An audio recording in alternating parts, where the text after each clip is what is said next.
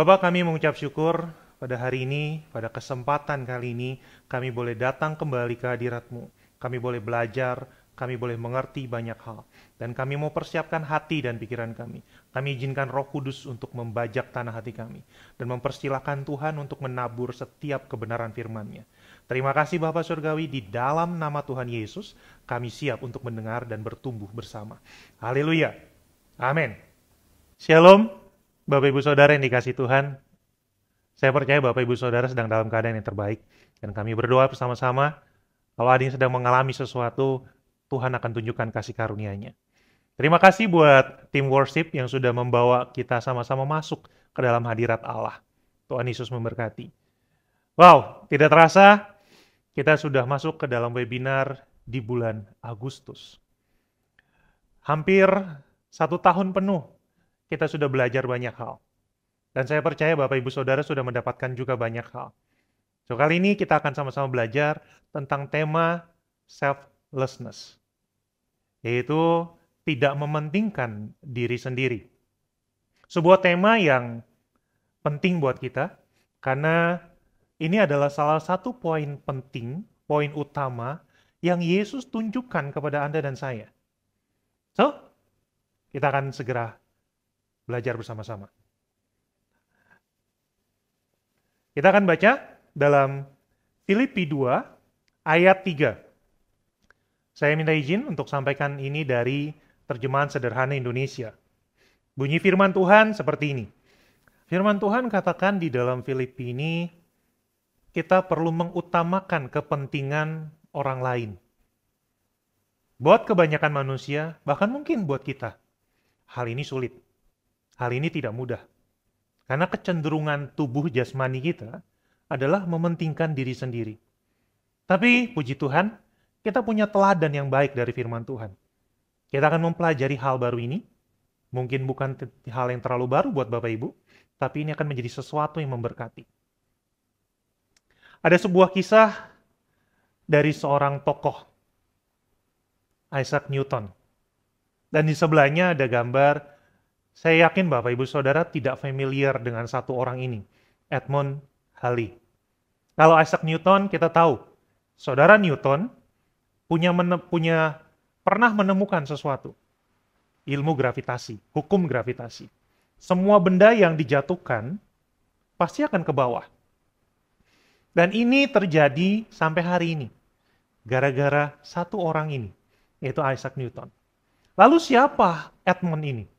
Nah, dari dua teman ini, kita jadi mengerti tentang ilmu gravitasi dan revolusi studi astronomi. Namun sedikit sekali orang yang sadar atau mengetahui tentang kisah hidupnya Edmund Halley. Nah, di dalam kisah mereka berdua, tanpa peran Edmund ini, kita mungkin tidak akan mengerti tentang apa yang Newton pernah temukan. Kok bisa?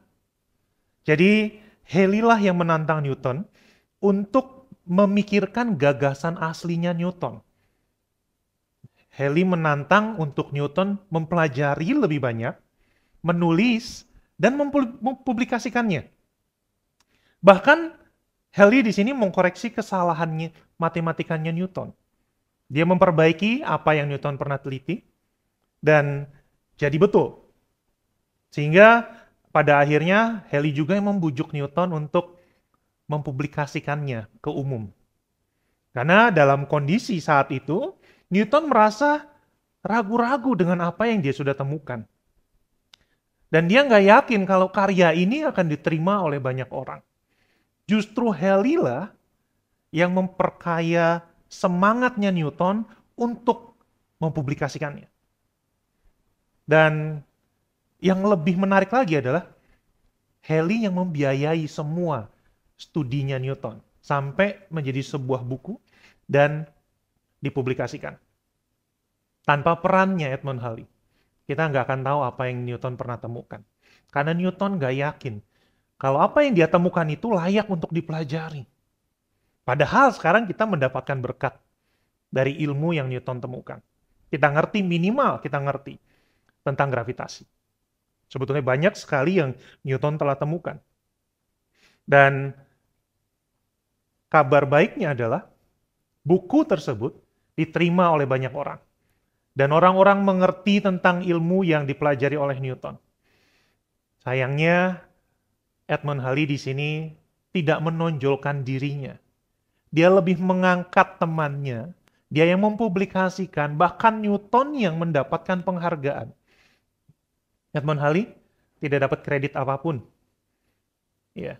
Dan Edmund Halley di sini pada akhirnya dikenal oleh banyak orang setelah dia meninggal karena dia berhasil menghitung perputaran komet yang akan melintasi bumi selama kurang lebih 76 tahun sekali.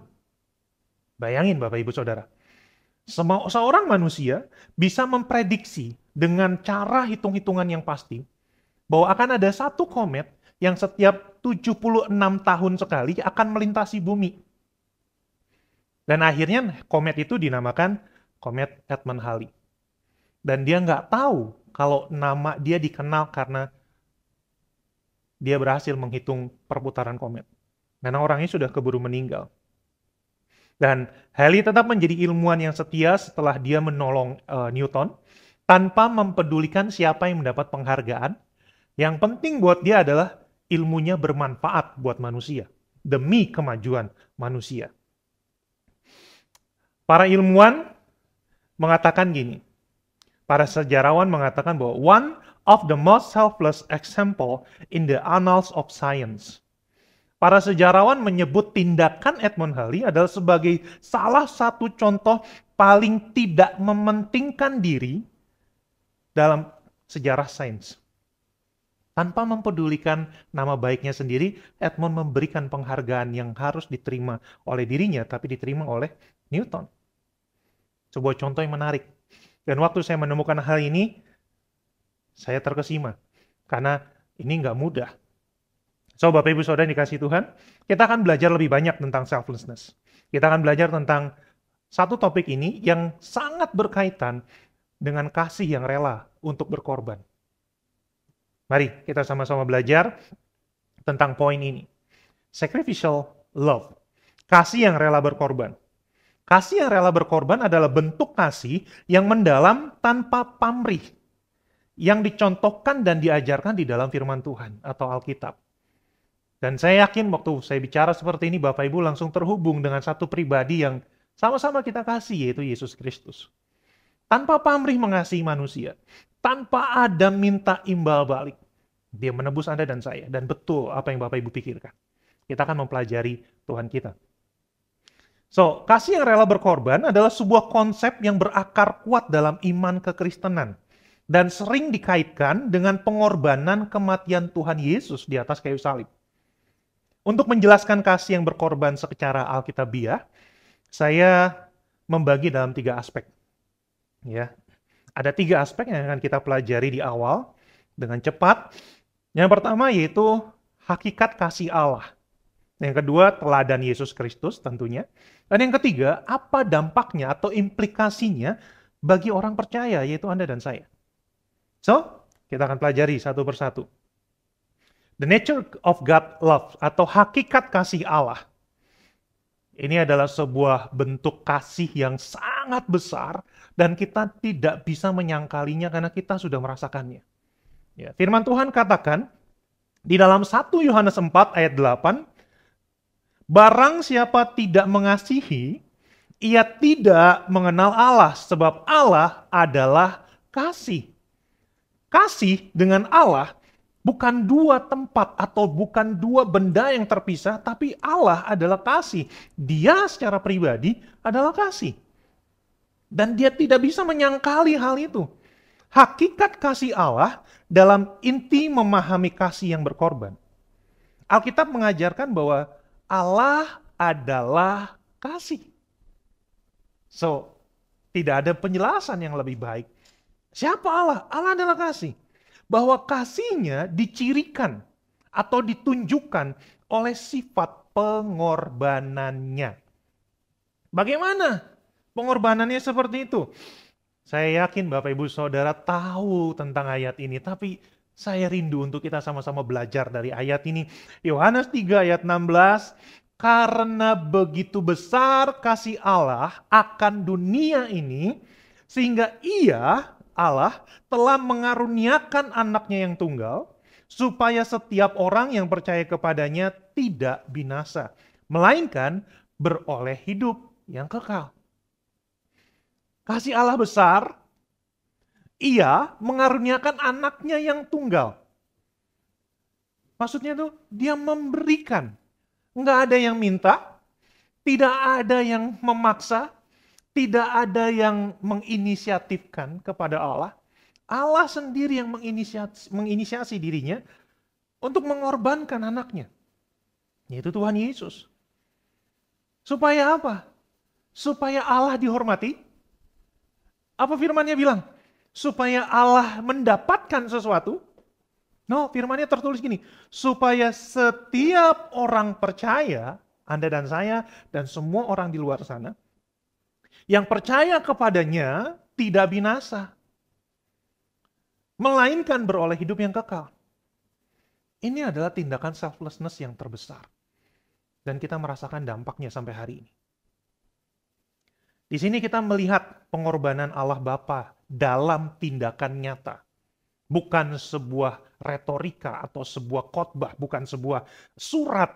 Tidak, tetapi bentuk nyata. Dia kirim anaknya. Dia rela memberikan putranya, Yesus Kristus Tuhan kita yang terkasih, sebagai korban demi penebusan Anda dan saya, umat manusia. Tindakan ini tanpa pamrih Bapak Ibu. Makanya disebutnya kasih agape. Satu arah aja. Walaupun kita berusaha untuk membalas cinta kasih Allah, kita berusaha untuk, karena niat hati kita baik, kita berusaha untuk melayani, mencintai, memberi, dan sebagainya, kita tetap sadar bukan, bahwa apa yang kita lakukan nggak cukup membayar apa yang sudah Bapak Surgawi lakukan buat kita. Ini adalah satu contoh yang besar sekali. Dan saya yakin Bapak Ibu Saudara setuju. Yang kedua, the example of Jesus. Yesus menjadi teladan utama dalam kasih. Kenapa? Karena yang menjadi korban, menjadi pribadi yang dikorbankan, Yesus. Tuhan kita. Tergantung di kayu salib. Sebagai bentuk apa? Dia menyetujui apa yang Bapaknya idekan untuk mati di kayu salib. Tanpa ada pamrih, tanpa ada ingin mendapatkan sesuatu. Hanya taat saja. Hanya dia mengasihi manusia karena dia mengasihi Bapaknya. Bapaknya mengasihi manusia, dia lakukan hal yang sama. Bapaknya rela berkorban, dia rela berkorban. Filipi 2 ayat 5 sampai 8. Saya suka sekali ayat ini. Kita baca sama-sama ya Bapak Ibu Saudara. Filipi 2 ayat 5 sampai 8. Hendaklah kamu dalam hidupmu bersama menaruh pikiran dan perasaan yang terdapat juga dalam Kristus Yesus. Yang walaupun dalam rupa Allah tidak menganggap kesetaraan dengan Allah itu sebagai milik yang harus dipertahankan. Ayat 7. Melainkan telah mengosongkan dirinya sendiri dan mengambil rupa seorang hamba dan menjadi sama dengan manusia. Dan dalam keadaan sebagai manusia, perhatikan baik-baik Bapak Ibu, ia telah merendahkan dirinya dan taat sampai mati, bahkan mati di kayu salib. Yesus bukan mati karena usia tua. Yesus bukan mati karena sakit ke usia lanjut. Yesus mati karena harus disalibkan. Makanya disebut bahkan mati di kayu salib. Karena kalau dilihat dari usia, Yesus harusnya masih bisa umur panjang, betul tidak? Tapi dia nggak tunggu mati karena usia demi menebus manusia. Dia mati di kayu salib pada saat dalam keadaan tubuhnya yang terbaik, di usia yang terbaik, untuk memberikan hidup buat Anda dan saya.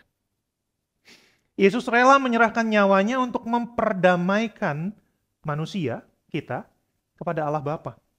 Meskipun sesungguhnya kita semua tahu Yesus tidak berdosa, Yesus tidak pantas bahkan untuk disalibkan dengan cara seperti itu. Dia bukan penjahat, kanan kirinya kita tahu itu penjahat, tapi Yesus bukan penjahat. Pengorbanannya menunjukkan besar kasihnya kepada kita dan menjadi teladan bagi orang beriman untuk ditiru. Bapak Ibu Saudara dikasih Tuhan, kisah hidup Yesus bukan cerita yang menarik untuk dibagikan saja, tapi ditiru. Bapak lakukan hal yang besar, Yesus lakukan hal yang besar, lalu kita yang menerima kasih yang besar itu, kita pun akan berdampak. Kalau Anda dan saya mencintai Tuhan, Anda dan saya akan kena dampak dari cintanya Tuhan. Ya. Implikasi dari kasih sayang yang berkorban bagi orang percaya itu signifikan sekali. Dan Yesus mengajarkan implikasinya kepada Anda dan saya di dalam Yohanes 15 ayat 13. Firman Tuhan bilang gini, tidak ada kasih yang lebih besar daripada kasih seorang yang memberikan nyawanya untuk sahabatnya. Yesus mati, tebus Anda dan saya, dan dia bilang, kasih yang seperti itu yang terbesar. Kasih yang seperti apa? Memberikan nyawa untuk sahabatnya. Dia tidak pandang Anda, dia tidak tebus kita sebagai bawahan, sebagai hamba. No, sahabat. Bayangin Bapak Ibu Saudara, kalau kita menanggung kesalahan orang lain, paling kita lakukan sampai titik di mana orang itu terbebas dari kesalahan. Paling kita tanggung atau kita bayar dengan sejumlah uang, yang penting orang itu tidak dipenjara, misalkan. Setelah itu, ya sudah, dia hidup sendiri. Dia tanggung hidupnya. Tapi Yesus di sini, dia berikan nyawanya buat Anda dan saya. Dan dia bilang, nyawa saya berikan untuk sahabat saya loh. Anda dan saya ini dipandang sahabat. Belum kasih persembahan, belum sempat dibaptis, belum ada praise and worship. Waktu kita ngaku Yesus Tuhan, kita langsung ditebus. Kita nggak bisa berikan apa-apa. Akhirnya yang bisa kita lakukan apa? Taat sama firman-Nya. Mengasihi balik kepada Yesus. Jadi sebagai pengikut Kristus, Anda dan saya dipanggil untuk mengasihi penuh. Penuh dalam hal apa? Pengorbanan. Tidak mementingkan diri sendiri, tapi mulai memandang orang lain lebih penting. Bagaimana caranya? Yesus sudah lakukan. Yesus bisa, dan sekarang Yesus yang bisa itu ada di dalam kita, maka Anda dan saya sebetulnya bisa. Kita akan lanjutkan sama-sama ya. Jadi tindakan selflessness ini berarti mendahulukan kebutuhan dan kesejahteraan orang lain di atas kepentingan pribadi atau diri sendiri, dan melayani orang lain dengan kerendahan hati dan tidak mementingkan diri sendiri. Ini selflessness. Yang melakukan kita, yang kena dampak orang lain. Yang melakukan kita, yang seneng orang lain. Yang mati di atas kayu salib, Yesus, yang dapat kerajaan surga kita bersama Yesus. Bayangin Bapak Ibu. So, cinta yang berkorban melibatkan tindakan kasih. Tidak ada cinta yang hanya sebuah kata-kata. Cinta pasti akan menunjukkan pengorbanan. Kasih pasti akan muncul di dalam hubungan dua manusia atau sekumpulan manusia yang saling mengasihi. Umat Tuhan, gereja Tuhan, masyarakat. Pasti akan ada tindakan kasih. Dan lebih dari itu, ada juga pengampunan. Ada kemurahan hati. Dan berusaha mencari yang terbaik bagi orang lain. Percaya bahwa orang lain bisa lebih baik daripada dirinya saat ini yang mungkin sedang jatuh, mungkin sedang rusak. Itu tindakan kasih. Dan nggak lagi mandang orang bahwa orang itu terlalu buruk untuk diselamatkan. Enggak, karena kita pun sebetulnya terlalu tidak layak untuk ditebus. Benar kan? Tapi Yesus tetap mati di kayu salib buat Anda dan saya. Kasih yang rela berkorban, Bapak Ibu Saudara, sebagai yang digambarkan oleh Alkitab, merupakan ekspresi yang sangat mendalam dari sikap tidak mementingkan diri sendiri atau selflessness. Kasih ini berasal dari sifat pengorbanan Allah. Sumbernya Allah, turun ke Yesus, dia praktekkan di kayu salib, lalu kita terima tindakan Kristus, berarti apa yang Yesus lakukan buat Anda dan saya bisa kita lakukan untuk sesama. Pertanyaannya adalah gini, bukan bisa atau tidak bisa. Pertanyaannya adalah, mau nggak? Bisa atau tidak urusan kedua nanti. Yang pertama, mau atau tidak. Kebanyakan orang merasa bukan tidak bisa, tapi sebetulnya tidak mau. Karena kalau dia mau, dia bisa lakukan sesuatu kok. Nggak harus yang besar, tapi tindakan sederhana. Untuk menolong orang, mendoakan, menyambut orang lain dengan kasih, dan sebagainya. Tanpa mementingkan diri sendiri.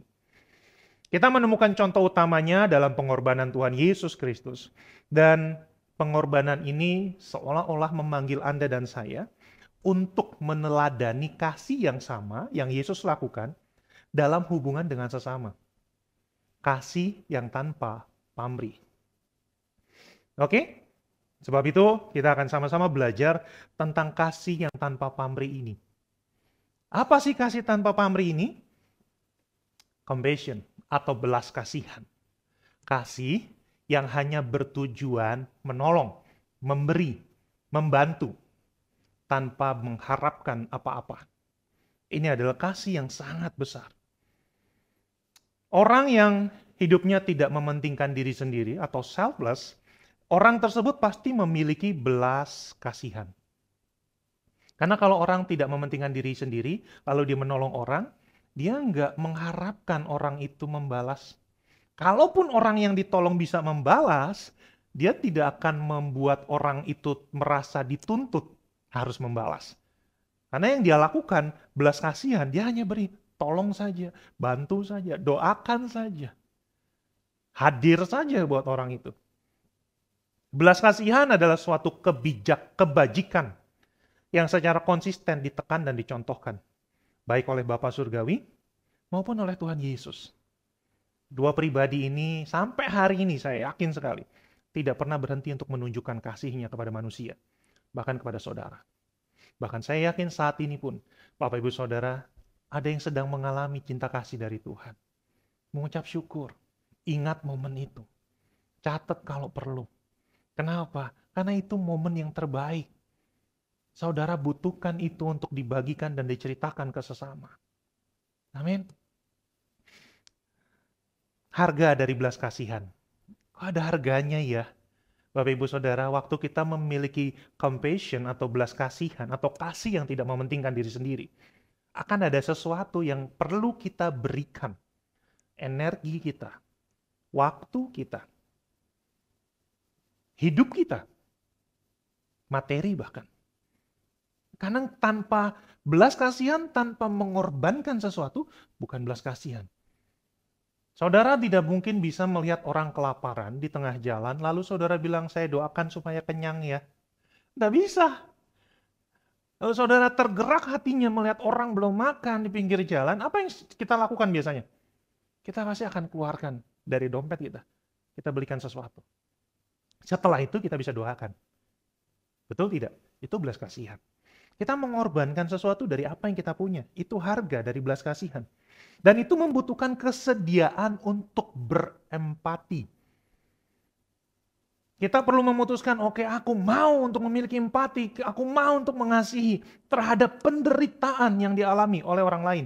Tanpa memikirkan bahwa sebetulnya saya atau kita semua sedang mengalami penderitaan, tapi waktu melihat orang sedang terpuruk, kita langsung melupakan sejenak penderitaan kita, kita mau lakukan sesuatu buat orang tersebut. Itu compassion, itu belas kasihan, dan itu tidak bisa terlepas dari selfless. Dan hal ini menuntut kita untuk membuka hati dan pikiran terhadap penderitaan dan pergumulan orang-orang di sekitar kita. Kita perlu bisa melihat ada apa ya, apa yang terjadi sama dunia, apa yang terjadi sama tetangga saya. Apa yang terjadi dengan saudara saya, orang tua, anak, suami, istri, dan sebagainya. Bahkan, jika itu harus menuntut kita ikut nanggung penderitaan mereka, kita akan tetap lakukan. Itu compassion. Bahkan di saat kita sedang juga memikul beban hidup, kita sedang mengalami badai yang begitu besar dalam kehidupan, tapi waktu kita ngelihat ada orang yang butuh pertolongan, kita seolah-olah kayak lupa, oke, aku mau tolong deh. Aku mau memberi, aku mau peluk dia, aku mau bilang bahwa Tuhan sayang sama dia. Bahkan bukan cuman kita tanggung penderitaannya, bahkan secara emosional dan mental kita ikut merasakan apa yang mereka rasakan. Karena compassion ini memang mengharuskan kita menghadapi hal sulit, menghadapi hal-hal yang berat. Kita nggak bisa melihat orang dari jauh lalu kita bilang, oh aku punya belas kasihan sama dia. Tapi jauh. Lalu do nothing, kita nggak lakukan apa-apa. Kita harus berkorban. Dan harga dari belas kasihan ini seringkali membutuhkan pengorbanan. Ya, seringkali butuh tindakan nyata. Saya beberapa waktu yang lalu, Tuhan kasih kesempatan untuk pergi melayani ke sebuah daerah bersama tim dengan Pak Agus dan beberapa teman yang lain. Di daerah tersebut kami diceritakan akan ada seseorang yang mau dibaptis. Saya nggak mikir orang itu seperti apa. Ternyata singkat cerita pas ketemu ada seorang ibu menggendong anaknya usia 4 tahun. Sederhana sekali. Anaknya nggak pakai alas kaki. Lalu beliau minta dibaptis.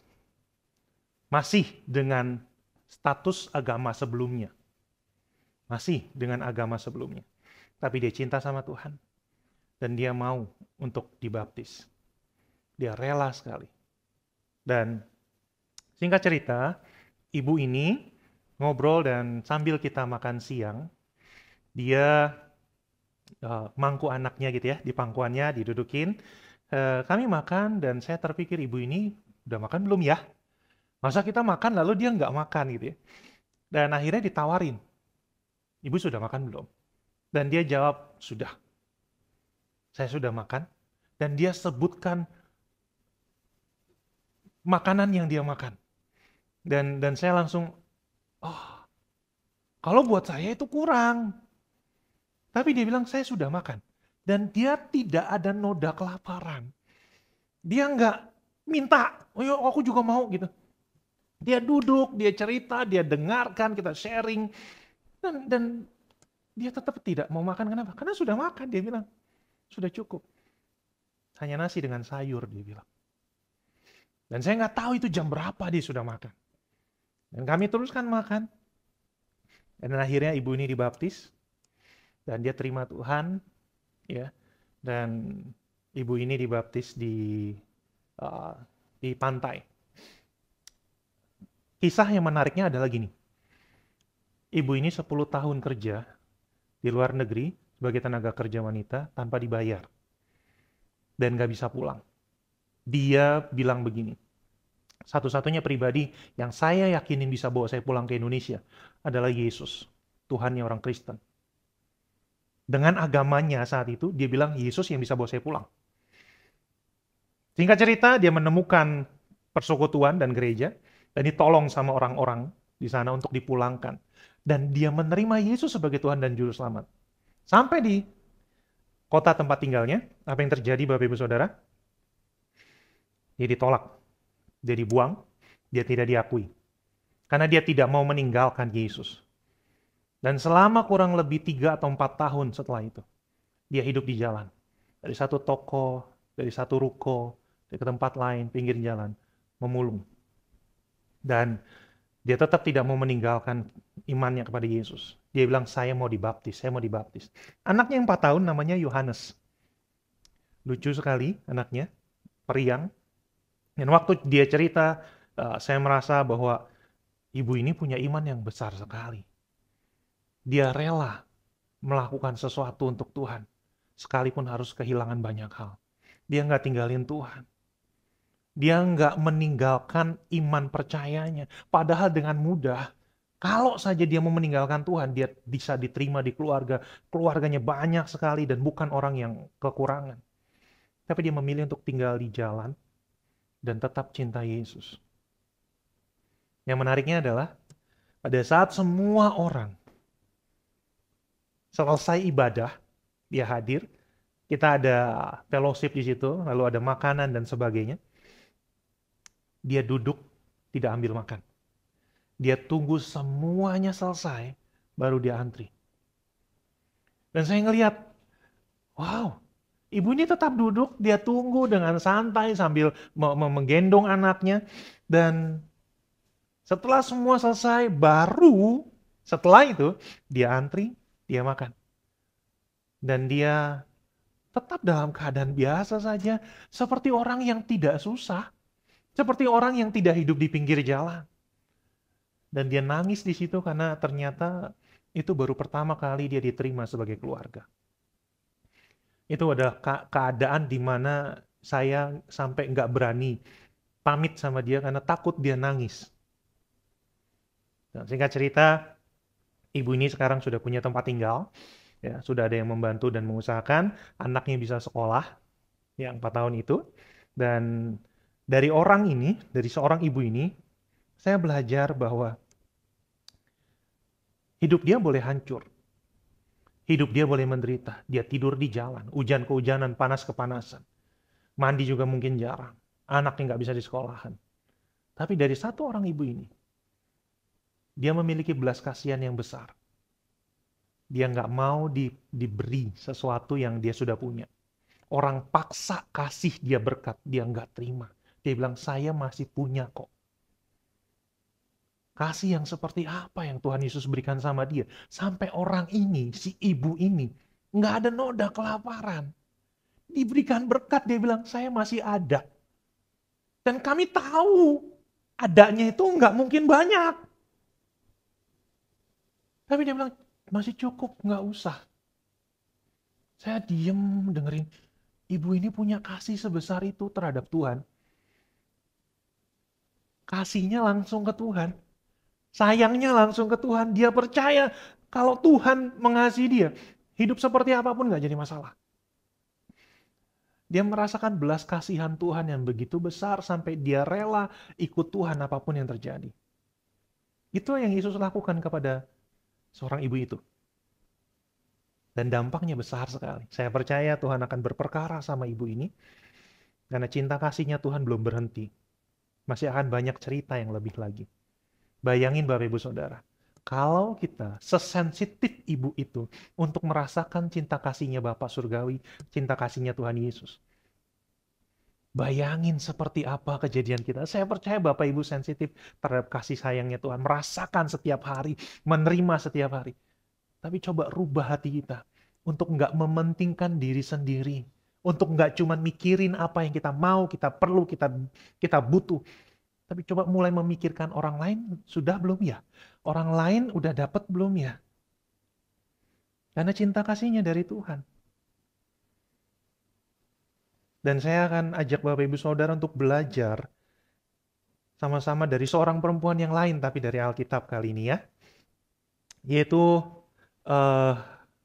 kisah dari seorang perempuan Samaria.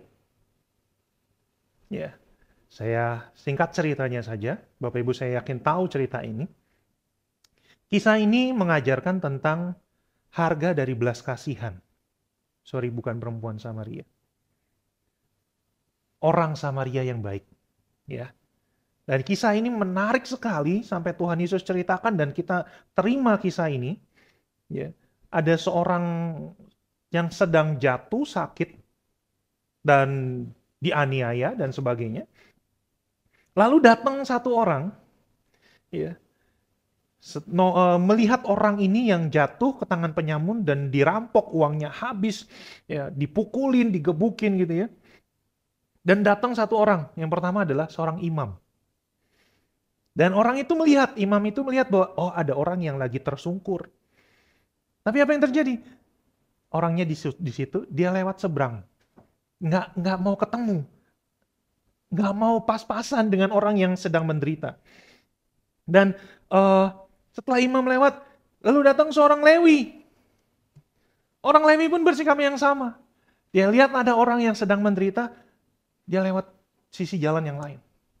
Supaya nggak ketemu sama orang itu. Lalu yang ketiga datang seorang Samaria yang sedang dalam perjalanan. Sama-sama ngelihat juga. Orang itu tergeletak di pinggir jalan dan akhirnya si orang Samaria ini tergerak hatinya oleh belas kasihan, oleh compassion. Lalu apa yang beda? Dia nggak menghindar, Dia samperin Bapak Ibu. Lalu yang terjadi gini, ia membalut luka orang tersebut, lalu dibersihkan lukanya dengan minyak dan anggur, dan menaikkan orang itu ke atas keledai yang harusnya dia naikin. Jadi si orang itu yang naik, dan dia jalan. Dan membawanya ke tempat penginapan, belum berhenti. Dan merawatnya. Harusnya kan sudah cukup ya. Dibalut, dibawa ke tempat penginapan, udah, yang penting dia selamat. Nggak mati di pinggir jalan. Tapi seorang Samaria ini merawat orang yang menderita itu. Keesokan harinya, orang Samaria ini menyerahkan uang kepada pemilik penginapan dan bilang gini, rawatlah dia dan jika kau belanjakan lebih dari ini, aku akan menggantinya. Dengan kata lain gini, kalau nanti biayanya lebih dari ini, aku akan tanggung. Yang penting dia sembuh. Nggak kenal orang itu siapa. Bahkan ada resiko. Jangan-jangan dibohongin. Karena dia nggak tahu apa yang kejadian sebelumnya. Jangan-jangan nih orang pura-pura. Jangan-jangan nih orang mau meres. Mau memanfaatkan keadaan. Tapi orang Samaria ini bilang, enggak. Kalau dia butuh lebih, aku akan balik. Aku akan bayar. Yang penting dia pulih. Tuhan Yesus tanya, siapa di antara ketiga orang ini? Yang adalah sesama manusia. Dari orang yang jatuh ke tangan penyamun. Siapa yang sesama? Orang Samaria. Berarti yang dua bukan sesama. Firman Tuhan yang ngomong. Orang yang telah menunjukkan belas kasihannya adalah orang yang sesama. Yang peduli tanpa mementingkan dirinya sendiri. Dan jawab Yesus di kalimat terakhir ini yang penting sekali. Pergilah dan perbuatlah demikian. Ini harus kita garis bawahi. Yesus bilang, pergilah dan contoh si Samaria ini. Tindakan kasih atau belas kasihan jauh lebih penting daripada posisi Anda dan saya. Anda mungkin seorang petinggi, Anda mungkin seorang hamba Tuhan, pelayan Tuhan. Tapi hati seperti orang Samaria yang Tuhan lihat. Kisah ini mengajarkan tentang harga dari belas kasihan. Nggak murah loh. Ya. Dan orang Samaria menunjukkan. Orang ini butuh bantuan dan ada biayanya. Dia pertama balut, dia bersihkan lukanya, dikasih duduk di atas keledai, jalan kaki ke penginapan biar dia yang naik keledai.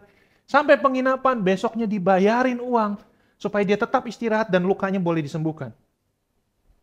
Yesus menceritakan perumpamaan tentang orang Samaria ini menggambarkan sifat belas kasihan dan pengorbanan yang penuh. Orang Samaria yang kita tahu adalah orang yang diasingkan, Bapak Ibu Saudara. Orang yang dipandang miring lah, seperti itu ya, secara sosial. Tapi orang ini malah justru yang paling menunjukkan belas kasihan dan tidak mementingkan diri sendiri. Dengan merawat orang asing yang terluka. Orang asing yang terluka. Dengan biayanya sendiri. Demikian pula Bapak Ibu Saudara, akibat dari belas kasihan mungkin akan melibatkan kita harus menyerahkan waktu kita, sumber daya yang kita punya. Mengharuskan kita keluar dari comfort zone kita atau zona nyaman kita. Dan mengambil tindakan meskipun hal tersebut nggak nyaman dan sulit buat kita. Tapi belas kasihan menggerakkan hati kita untuk melakukan sesuatu. Sekalipun ada harga yang harus dibayar. Dan Tuhan Yesus bilang, pergilah, perbuatlah demikian. Dalam Markus 8 ayat 34 sampai 35 firman Tuhan bilang begini.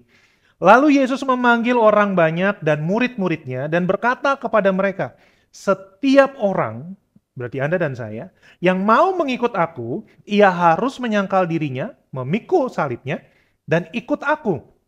Karena siapa yang mau menyelamatkan nyawanya, ia akan kehilangan nyawanya.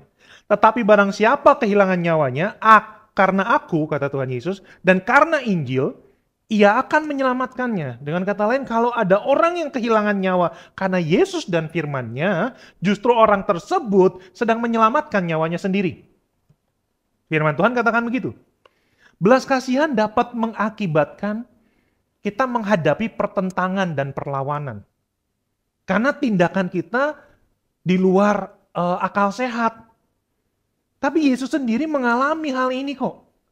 Dan selama pelayanannya, Yesus mengalami tindakan belas kasihan yang dia lakukan kepada orang lain. Tanpa mementingkan diri sendiri. Belas kasihnya kepada orang marginal. Ya. Tantangan terhadap otoritas agama yang begitu menghambat langkah Yesus. Belum lagi secara politik juga. Di zaman itu. Dan pada akhirnya berujung kepada penyaliban Yesus. Kita mau ikuti teladan Yesus. Dan bagi mereka, Anda dan saya yang memiliki belas kasihan, mungkin juga akan mengalami kritik.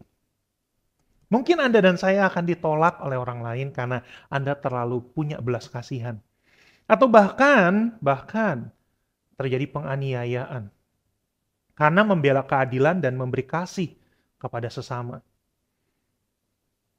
Meskipun harus dibayar mahal, Bapak Ibu Saudara yang dikasih. Belas kasih adalah kekuatan yang ampuh untuk transformasi dan penyembuhan. Belas kasih, compassion ini tidak pernah terlepas dari selflessness. Dan belas kasih ini selalu berhasil mengubah sesuatu. Menjadikan sesuatu tertransformasikan. Dan mengalami kesembuhan. Baik secara fisik maupun secara mental. Alkitab, firman Allah mengajarkan kita bahwa Allah kita itu penuh kasih. Penuh belas kasihan. Dan para pengikutnya, Anda dan saya, dipanggil untuk mencerminkan karakternya. So, Bapak Ibu Saudara yang dikasih Tuhan. Firman Tuhan hari ini memanggil Anda dan saya untuk sama-sama melakukan tindakan belas kasihan tanpa mementingkan diri sendiri. Dengan mengulurkan belas kasihan kepada orang lain, kita bukan cuma taat sama perintah Allah, namun sedang berpartisipasi dalam pekerjaan penebusan Yesus di kayu salib. Anda, waktu punya belas kasihan kepada sesama, sesungguhnya Anda sedang berpartisipasi terhadap karya penebusan Yesus untuk dibagikan kepada sesama. Anda dan saya. Dan pada akhirnya akibat dari belas kasihan, bukan sebuah beban yang harus dihindari. Seperti imam dan orang Lewi tadi, menghindari beban yang harus dia tanggung, yaitu menanggung orang asing untuk disembuhkan atau diobati. Tetapi sebuah panggilan yang harus dirangkul. Sebuah panggilan yang harus kita hadapi. Ini adalah bukan beban, tetapi undangan. Untuk meneladani kasih pengorbanan Kristus dan untuk membawa harapan dan kesembuhan kepada manusia, kepada sesama. Saat kita memupuk belas kasihan dalam hidup kita menjadi instrumen kasih-Nya Tuhan dan menjadi agen transformasi, menyinari sudut tergelap di dalam dunia ini. Selanjutnya, firman Tuhan dalam Matius 5 ayat 43 sampai 44. Kamu telah mendengar firman, kasihilah sesama manusia dan bencilah musuhmu, tetapi aku berkata kepadamu, kasihilah musuhmu, langsung bertolak belakang ya, dan berdoalah bagi mereka yang menganiaya kamu. Apa-apaan ayat ini? Tapi ini tertulis. Dan Yesus sendiri yang ngomong untuk Anda dan saya. Akibat dari belas kasihan, sebagaimana tadi yang diceritakan dalam firman Tuhan, adalah berempati terhadap orang lain, berkorban, dan ini dia, memiliki potensi menghadapi pertentangan dari orang lain. Dikritik, disalahin, harusnya nggak begitu. Tetapi kita diajarkan untuk mengasihi musuh, mendoakan orang menganiaya. Ya jelas aja orang nggak suka. Ada yang benar tuh gini, kata dunia, kalau kamu punya musuh, jangan deketin. Apalagi dia aniaya kamu, udah nggak usah doain, nanti mati sendiri. Dunia bilang gitu. Yesus bilang, enggak. Kasihi musuhmu, doakan mereka yang menganiaya. Ini compassion. Ini tindakan selflessness. Ini perlu kita lakukan Bapak Ibu Saudara. Ini bagian kita. Yesus sudah lakukan di kayu salib, sekarang bagian Anda dan saya. Namun Bapak Ibu Saudara, tindakan selflessness ini sekalipun ada banyak tanggungan yang harus kita terima, imbalannya tidak terukur. Karena ini menuntun pada pertumbuhan pribadi kita dan perubahan dan juga kemajuan umat manusia. Seperti yang dilakukan sama Edmund Halley tadi. Yang kena dampak kita dan orang lain. Kita menjadi pribadi yang lebih baik, pribadi yang lebih tangguh dan lebih mencintai Tuhan Yesus. Dan pada akhirnya pesan pentingnya adalah gini. Penggenapan kerajaan Allah terjadi di muka bumi. Karena semua orang semakin banyak untuk tidak mementingkan dirinya sendiri. Untuk semakin banyak orang-orang terlihat tampil untuk punya belas kasihan kepada sesama. Aplikasi yang terdekat adalah untuk menjadi memiliki belas kasihan adalah rendah hati dan melayani. Rendah hati dan melayani adalah sebuah tindakan yang paling terdekat untuk bisa kita lakukan. Karena saya tahu Bapak Ibu nggak mungkin cari orang terluka di pinggir jalan. Nggak mungkin cari-cari orang asing untuk kita obati. Sulit, walaupun banyak. Tapi yang terdekat dengan kita saat ini, di hari ini. Rendah hati dan kerinduan untuk melayani. Baik, pelayanan maupun kerendahan hati digambarkan sebagai tindakan kasih yang diupayakan oleh orang percaya untuk diwujudkan dalam kehidupan kita sehari-hari. Ya, dengan cara gimana? Teladani Yesus. Contoh apa yang Yesus lakukan. Kerendahan hati adalah sikap mengakui keterbatasan, kelemahan diri di hadapan Tuhan. Dan terhadap sesama. Pelayanan adalah sikap yang rela berkorban. Di sini dibilang, dalam Amsal 16 ayat 18, Alkitab menekankan pentingnya rendah hati, sampai dikatakan demikian, kecongkakan mendahului kehancuran, tinggi hati mendahului kejatuhan. Wow. Ternyata kerendahan hati itu dipandang sebagai sebuah kebajikan, sebuah kebaikan yang membawa kita kepada hal-hal yang baik, hal-hal yang membuat kita menerima kemurahan, dihormati, seperti yang tertulis di dalam Amsal 22 ayat 4 ini. Ganjaran kerendahan hati dan takut akan Tuhan adalah kekayaan, kehormatan, dan kehidupan. Ternyata menjadi rendah hati, itu imbalannya besar. Kekayaan, kehormatan, kehidupan.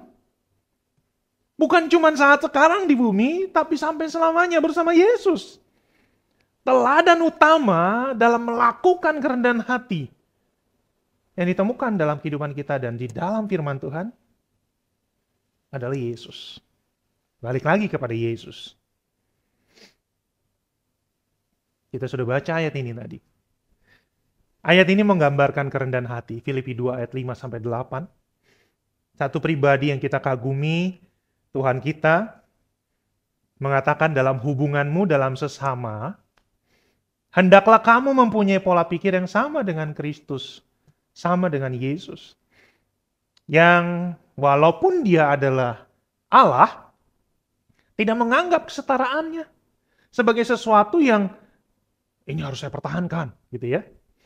Sebaliknya dia menjadikan dirinya nggak berarti apa-apa, jadi sama dengan manusia, mengambil kodrat sebagai seorang hamba, serupa dengan manusia dari ujung kepala sampai ujung kaki, dan merendahkan dirinya sampai mati di kayu salib. Yesus, Bapak Ibu Saudara, anak Allah. Yesus rela merendahkan dirinya, mengambil rupa seorang hamba, mengorbankan hidupnya demi Anda dan saya, demi penebusan umat manusia. Itu Yesus. Apa yang dia tulis di dalam firman Tuhan sebagai imbal balik yang dia minta? Dia nggak tulis list panjang-panjang. Kamu harus lakukan ini ya karena kamu sudah ditebus. Kamu harus lakukan ini ya karena aku sudah mengampuni kamu. No. Mau nggak jadi sahabat saya? Mau nggak sama-sama memerintah bersama saya? Itu Yesus lakukan. Mau nggak jadi mempelaiku? Dia ajak kita untuk sederajat sama dia. Jadi orang tebusan. Dia nggak pandang siapa Anda di masa lalu. Dia mau Anda untuk menjadi miliknya. Rasul Paulus. Rasul Paulus dalam pelayanannya tertulis dalam Galatia 5 ayat 13, dia mengatakan demikian. Saudara-saudara, memang kamu telah dipanggil untuk merdeka, tetapi janganlah kamu mempergunakan kemerdekaan itu sebagai kesempatan untuk kehidupan dalam dosa. Melainkan layanilah seorang akan yang lain oleh kasih. Oleh kasih, kata Rasul Paulus. Layanilah seorang akan yang lain. Dasarnya apa? Kasih. Bukan karena dia atasanmu. Kalau itu atasanmu, lakukanlah seolah-olah itu untuk Tuhan. Bukan karena itu orang yang kau sanjung dan hormati. Tapi lakukanlah karena engkau mengasihi dia. Alasannya cuma karena kasih. So, kerendahan hati berarti mengakui keterbatasan kita dan bersikap rendah hati mengikuti teladan Yesus. Rendah hati itu bukan hanya karena kita tahu kita nggak bisa. Tapi pada saat kita bisa pun, kita mengakui kebisaan atau kemampuan kita ini karena Yesus yang berikan. Dan kita mau lakukan itu karena Tuhan Yesus. Pelayanan adalah tindakan kasih tanpa pamrih. Yang berakar pada kerendahan hati, di mana kita mendahulukan kebutuhan orang lain di atas kebutuhan kita. Di saat kita harus melayani, mungkin di saat yang sama kita sedang butuh sesuatu di rumah untuk diselesaikan. Di saat kita sedang mendoakan orang lain, mungkin di saat yang sama kita sendiri sedang minta, Tuhan tolong saya. Tapi ketemu sama orang, oke aku doakan ya. Itu service. Dan itu harus jadi budaya. Sehingga waktu orang yang ketemu sama kita, dia rindu melakukan hal yang sama, dan akhirnya menjadi tongkat estafet, dan akhirnya kerajaan surga turun di bumi. Kerajaan surga nyata di muka bumi. Pelayanan itu didasarkan pada kerendahan hati. Dan merupakan ekspresi kasih kita. Dan ketaatan kita kepada Tuhan. Kerendahan hati dan pelayanan adalah sikap atau prinsip Alkitabiah. Yang saling terkait satu sama lain. Membimbing orang-orang percaya dalam hubungan dengan Allah dan sesama. Itu tugas Anda dan saya. Dan di akhir, sebelum saya akhiri ini, Bapak Ibu bisa lihat di layar. Gambar apa ini? Ini adalah tugboat dan cruise ship. Kalau bahasa Indonesianya tugboat itu kapal tunda. Dan Bapak Ibu bisa lihat di Google atau bahkan di pelabuhan, beda antara tugboat dengan kapal pesiar itu besarnya jaraknya jauh sekali. Kapal pesiar sangat megah, kapal pesiar sangat mewah. Tugboat kecil. Dia kapal yang kecil, dia bukan tempat untuk berwisata, dia bukan tempat untuk menerima hiburan di sana, tapi kapal pesiar tempat hiburan. Dan kapal pesiar ini atau bahkan ada kapal tanker, kapal induk, ya, itu berlayar di samudra dengan tenaga yang sangat besar, dengan bentuk yang masif sekali, sangat besar, bahkan untuk kebutuhan yang menampung orang juga dalam jumlah besar. Ya. Berbeda dengan tugboat, berbeda dengan kapal tunda yang kecil ini. Dia tidak besar, dia tidak tempat untuk mendapatkan sesuatu yang menghibur, bukan tempat untuk menolong orang, bukan kapal untuk perang, ya.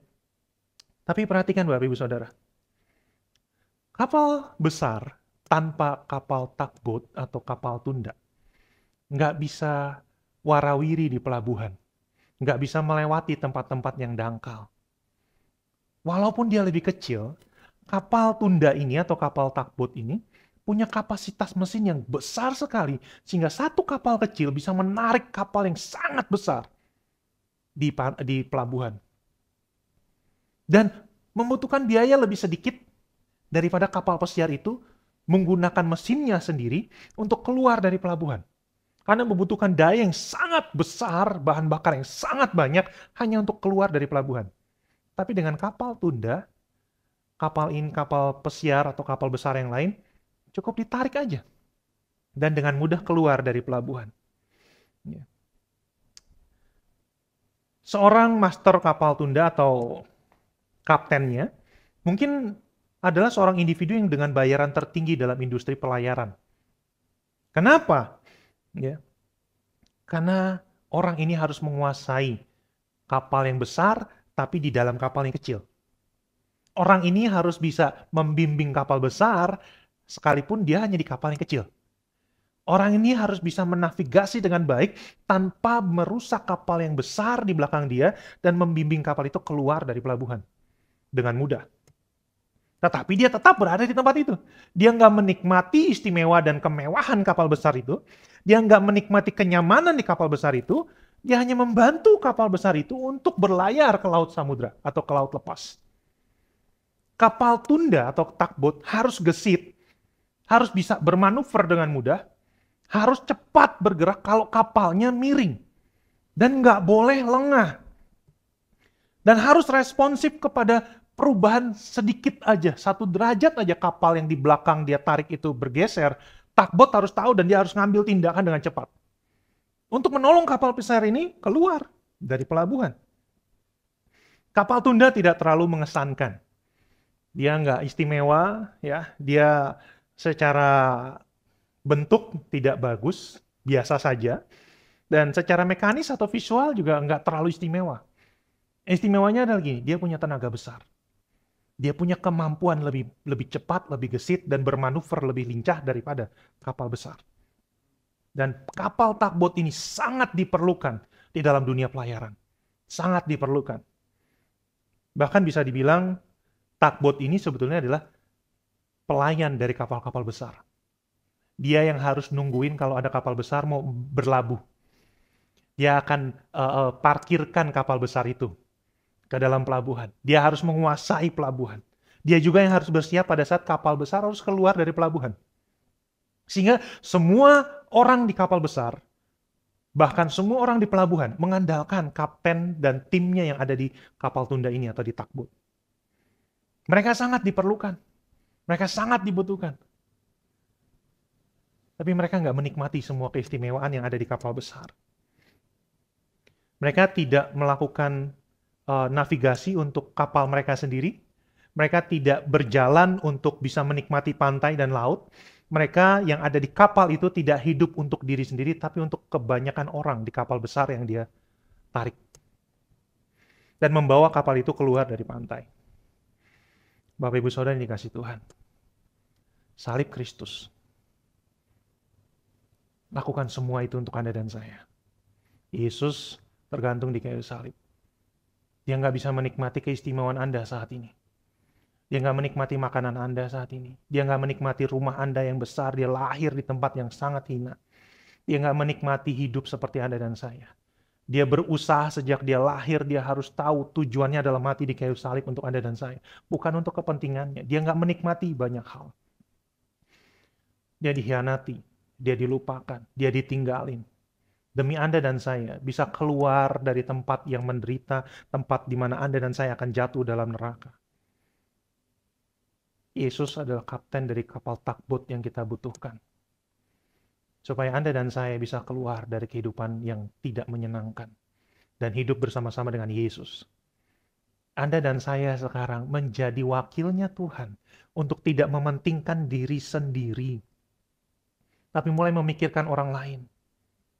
Dan gak usah pikirin, nanti orang lain yang enak, nanti orang lain yang menikmati, nanti orang lain yang bisa hidupnya senang, saya gimana? Bapak Ibu Saudara yang dikasih Tuhan. Gak akan ada satupun dari Anda dan saya yang melakukan belas kasihan, lalu dilupakan Tuhan. Gak ada Bapak Ibu. Tuhan tidak pernah berhutang. Gak ada satupun dari setiap manusia yang berkorban untuk manusia yang lain. Lalu, habis itu ya sudah. Gak ada lagi kisahnya. Edmund Halley, namanya pada akhirnya diingat. Edmund Halley pada akhirnya namanya diingat. Tapi perhatikan Bapak Ibu, pada saat dia hidup, namanya nggak diingat. Dia mendapatkan penghargaan setelah orang-orang tahu, oh, gara-gara dia, kita jadi ngerti banyak hal. Oh, gara-gara dia, kita jadi paham. Kita jadi mengerti. Saya yakin Bapak Ibu Saudara pun akan mengalami hal tersebut. So, Bapak Ibu dikasih Tuhan. Mari kita jadi orang yang tidak mementingkan diri sendiri. dan mulai memikirkan kepentingan orang lain. Mulai belajar untuk melakukan apa yang Bapa dan Yesus lakukan. Dan saya berdoa, semoga Bapak Ibu Saudara, Anda dan saya terinspirasi dengan teladannya Yesus Kristus untuk tidak mementingkan diri sendiri dan mulai perjalanan kasih yang menantang ini, namun penuh makna untuk sesama.